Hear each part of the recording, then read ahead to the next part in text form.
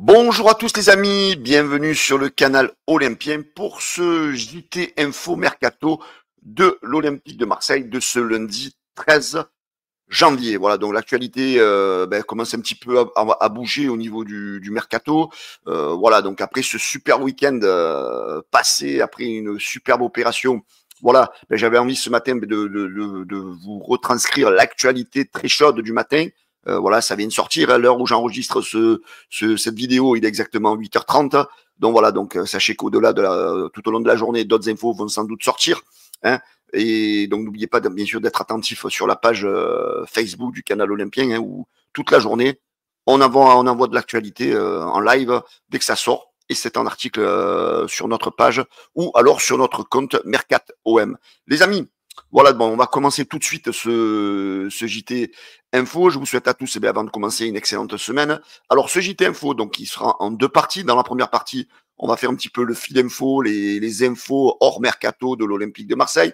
Et en deuxième partie, on fera bien sûr la partie journal du mercato de l'Olympique de Marseille, où on va parler bien sûr du dossier Sternal, du dossier Renato Vega, du dossier Brassier, du dossier Danso, du dossier Guissant, du dossier Bounani et du dossier Wai. Voilà, donc il y a pas mal d'infos mercato à suivre dans cette vidéo. En tous les cas, je vous invite à vous installer devant votre téléphone ou devant votre PC ou devant votre télévision.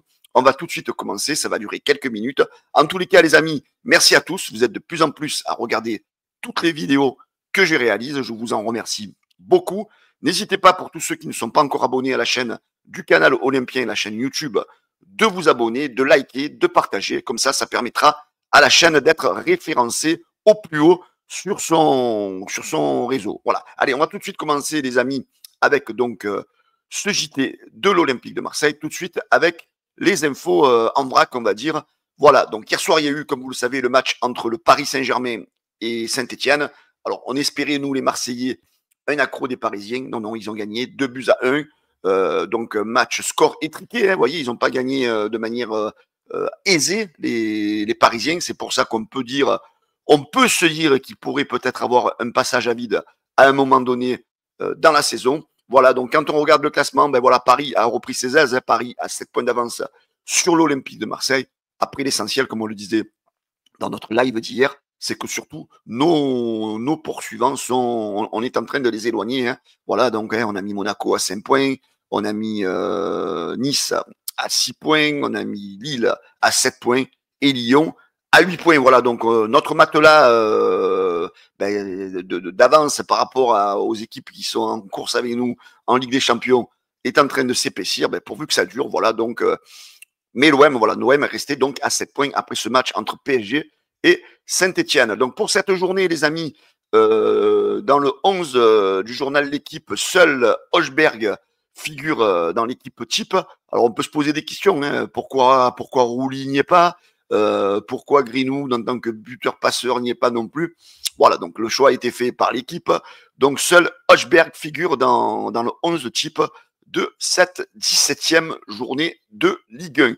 Au niveau des gardiens, les amis, Rouli tient la tête. Rouli est le leader des gardiens en Ligue 1. Hein, après les notes que tous les gardiens ont eues depuis le début de la saison sur le journal L'équipe, Rouli est devant Chevalier de Lille et Donnarumma du PSG. Voilà, donc ce qui est en fait très mérité. Hein. Voilà, là, Rouli, on est tous au moins d'accord. Même, je pense que les supporters des autres clubs le sont. Que depuis cette première partie de championnat, Rouli est vraiment le meilleur gardien de la Ligue 1. Voilà, n'ayons pas peur de le dire. Et nous avons une grande chance de l'avoir dans notre camp. Allez, on continue, les amis, avec le classement des buteurs.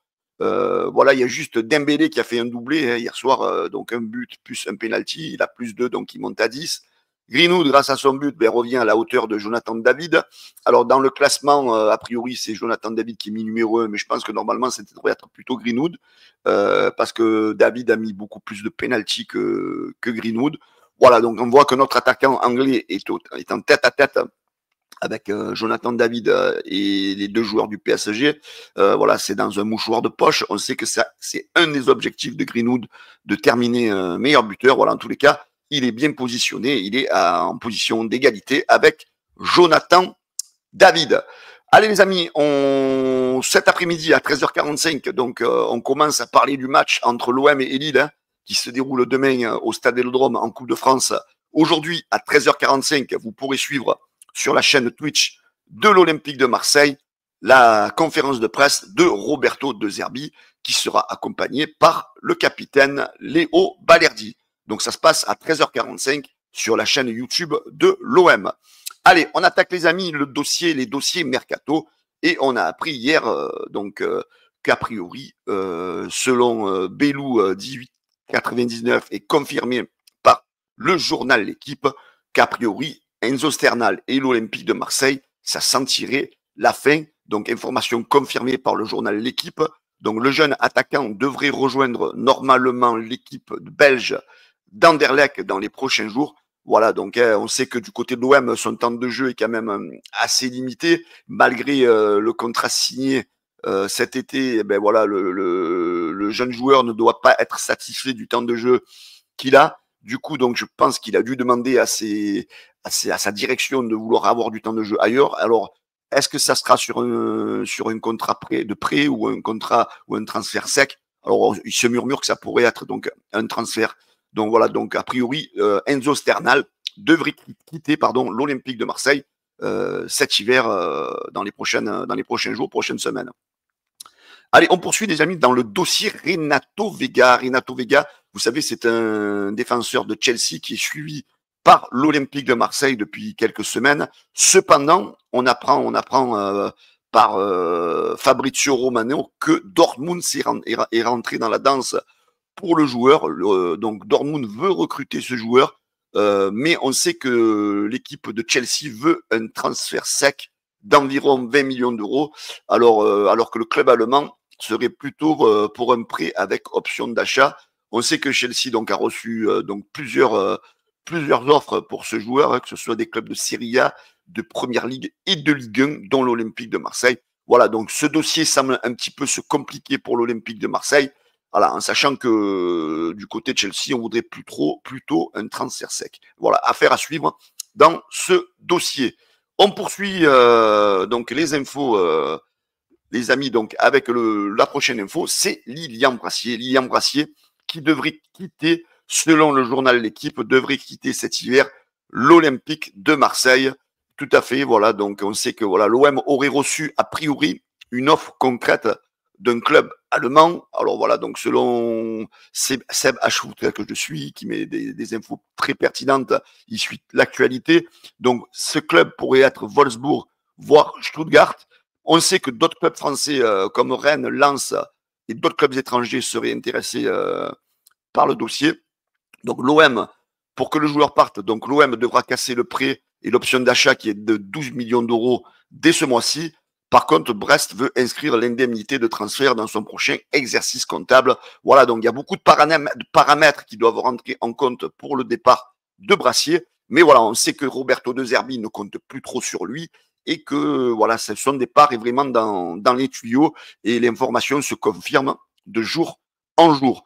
Alors, un joueur qui pourrait éventuellement remplacer Brassier en cas de départ, c'est Kevin Danso, qui a priori serait dans les papiers de l'Olympique de Marseille. C'est l'émission Téléfoot qui a révélé l'information hier matin.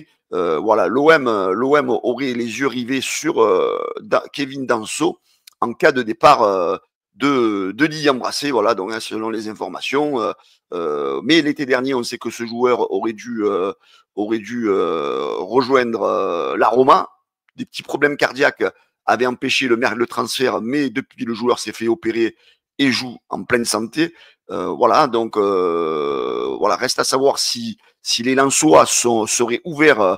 On sait que Lens a des problèmes financiers et doit un petit peu équilibrer ses comptes, mais leur compte risque d'être équilibré très prochainement avec un probable départ de Kuzanov à Manchester City. On parle de 40 millions d'euros hors bonus.